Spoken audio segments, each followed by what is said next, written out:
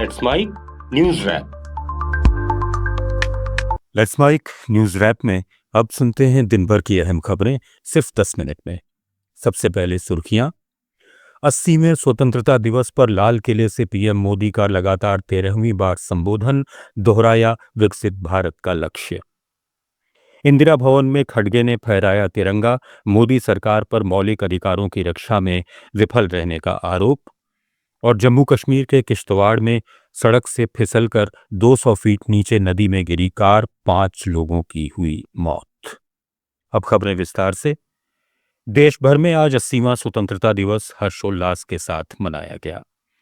राष्ट्रीय समारोह नई दिल्ली में हुआ, जहां प्रधानमंत्री नरेंद्र मोदी ने लाल किले की प्राचीर से लगातार 13वीं बार राष्ट्र को संबोधित किया। अपने संबोधन में पीएम मोदी ने भारत की विकास यात्रा, आत्मनिर्भरता, युवाओं और 2047 तक विकसित भारत बनाने के लक्ष्य पर जोर दिया।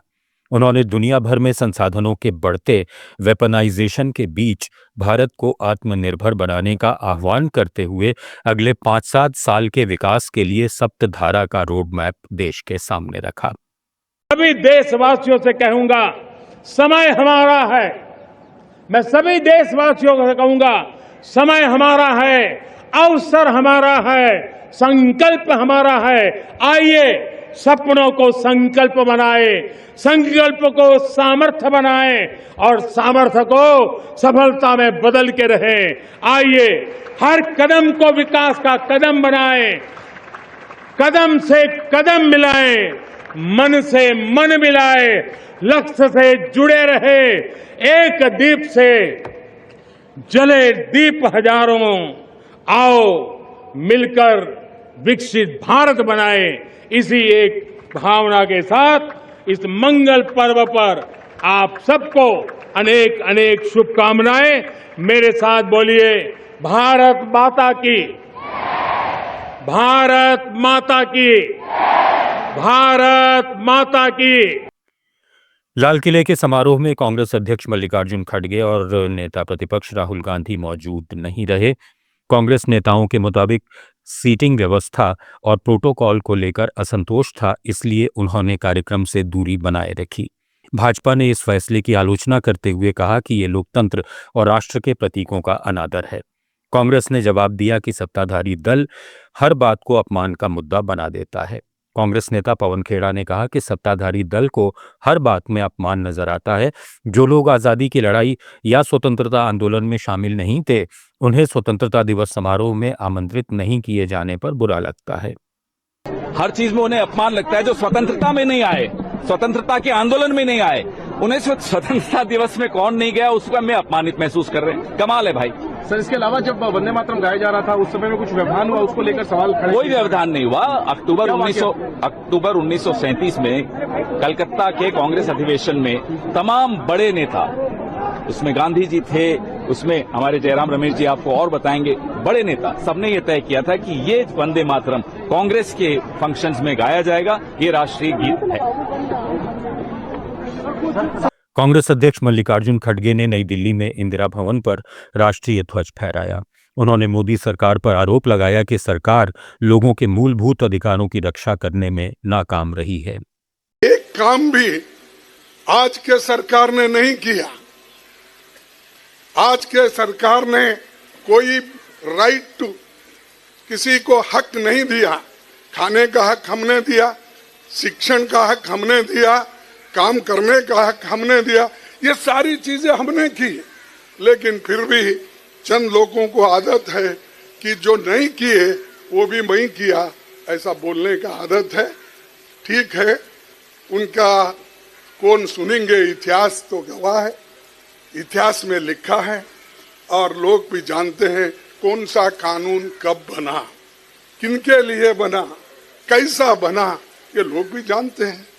तो दोस्तों, आज जो कुछ भी देश में आपको जो डेवलपमेंट दिख रहा है, ये सब कांग्रेस की देन है। एक्टिविस्ट सोनम वांगचुक ने स्वतंत्रता दिवस के अवसर पर प्रधानमंत्री मोदी को उनका 2014 का एक वादा याद दिलाया और इसे 1 साल के भीतर पूरा करने की मांग की। अपने वीडियो संदेश में वांगचुक ने कहा कि अगर हमारे देश की संसद में हर दूसरे सांसद पर अपराध का कोई न कोई केस चल रहा है, हर तीसरे सांसद पर रेप और मर्डर जैसे गंभीर केस चल रहे हैं, तो कैसे हम डीक्रिमिनलाइज करें अपनी संसद का, क्योंकि अगर हमारे नेता भटके हुए हों तो पूरा देश भटकता है। दिया। उन्होंने कहा कि सबसे पहले तो हमें समझना होगा कि ऐसे नेता संसद में कैसे टिक पाते हैं। न्याय ये कहती है कि जब तक अपराध सिद्ध ना हो आप निर्दोष हैं, innocent until proven guilty.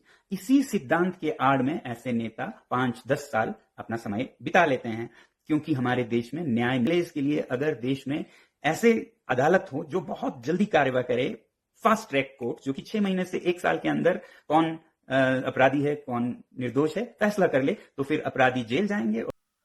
CJP के संस्थापक अभिजीत दीपके ने अपने गांव महाराष्ट्र के संतुक पिंपरी में ध्वजारोहण किया। इस मौके पर उन्होंने स्कूल ठीक करो मिशन चलाने का ऐलान किया। दीपके ने सरकारी स्कूलों की बदहाल स्थिति पर चिंता जताते हुए कहा कि इनकी हालत देखकर बहुत दुख होता है। जी स्थिती पाहून वाटते की 80 वर्ष झाले देशाला स्वतंत्र होऊन, 80 वर्षानंतरही देशातल्या गावांची ही अवस्था आहे, माझ्या स्वतःच्या गावाची ही अवस्था आहे। हे बघून थोडं वाईट वाटतं की कुठे ना कुठे हे बदललं गेलं पाहिजे। अजून किती वर्ष हे जे लहान मुलं तुम्हाला माझ्या मागं दिसत आहे, त्या लहान मुलांना अजून थांबावं लागेल चांगल्या शाळेसाठी, चांगल्या शिक्षणासाठी।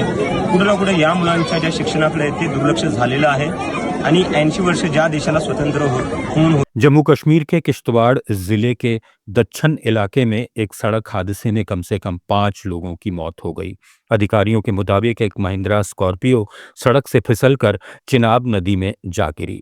जानकारी के अनुसार स्कॉर्पियो डांगडारू से साउंदर की ओर जा रही थी। डांगडारू के पास वाहन अचानक अनियंत्रित होकर सड़क से फिसल गया और लुढ़कते हुए चिनाब नदी में जा गिरा। इंडोनेशिया के पूर्वी हिस्से में सुबह 7.7 तीव्रता का शक्तिशाली भूकंप आया, जिसमें कम से कम 20 लोगों की मौत हो गई। फ्लोरेंस द्वीप के पास समुद्र में केंद्रित इस भूकंप से मौमेरे बंदरगाह शहर में कई इमारतें ढह गईं, मलबे में लोग फंसे रहे। सुनामी की चेतावनी जारी की गई थी, लेकिन 1 मीटर से कम ऊंचाई की लहरें आने के बाद 3 घंटे में हटा ली गई। कई इलाकों में बिजली कट गई, भूस्खलन से रास्ते बंद हो गए और करीब 2000 लोग सुरक्षित स्थानों पर पहुंचे। इलाके में बाद के झटकों का डर बना हुआ है और बचाव दल क्षतिग्रस्त क्षेत्रों में काम जारी रखे हुए हैं। Indonesia Prashant ring of fire पर स्थित होने के कारण भूकंपों के प्रति संवेदनशील है। पश्चिम एशिया में अमेरिका ईरान संघर्ष के बीच होर्मुज में तनाव चरम पर है। अमेरिकी राष्ट्रपति डोनाल्ड ट्रंप ने न्यूयॉर्क में कहा कि ईरान को पूरी तरह हराने के बाद वे जल्द ही होर्मुज को अमेरिका का क्षेत्र घोषित कर देंगे। अभी भी अमेरिकी नाकाबंदी के कारण कोई जहाज उनकी अनुमति के बिना नहीं गुजर सकता। उन्होंने अमेरिकियों से कहा कि पेट्रोल की ऊंची कीमतें ईरान को परमाणु हथियार बनाने से रोकने की कीमत है। वहीं ईरान के उप विदेश मंत्री काजिम गरीब आबादी ने साफ जवाब दिया कि होर्मुज हमेशा ईरानी रहा है, रहेगा और केवल ईरान के आदेश पर ही खुलेगा या बंद होगा। इसे ट्वीट, विमान वाहक पोत या भाषणों से नहीं हथियाया जा सकता और जब तक अमेरिका हार स्वीकार नहीं करता, नाकाबंदी जारी रहेगी। इस बीच होर्मुज में यूएई की तेल कंपनी एडनॉक के जहाज पर हमला हुआ और एक अन्य बल्क कैरियर भी निशाना बना, जिससे शिपिंग लगभग ठप पड़ गई है। युद्ध से पहले दुनिया का करीब 20% तेल यहां से गुजरता था। अब यातायात बेहद कम है और तेल की कीमतें बढ़ रही हैं। ईरान के विदेश मंत्री अब्बास अरागची ने कहा कि अमेरिका से बातचीत का कोई फैसला नहीं हुआ है। हालांकि कतर और पाकिस्तान मध्यस्थता कर रहे हैं और ओमान के साथ जलसंधि प्रबंधन पर बातचीत जल्द खत्म हो सकती है। न्यूज रैप में फिलहाल इतना ही। बने रहिए लेट्स माइक के साथ। आप सुन रहे थे let's mic more than radio. Follow कीजिए हमें हमारे सोशल मीडिया प्लेटफॉर्म्स पर।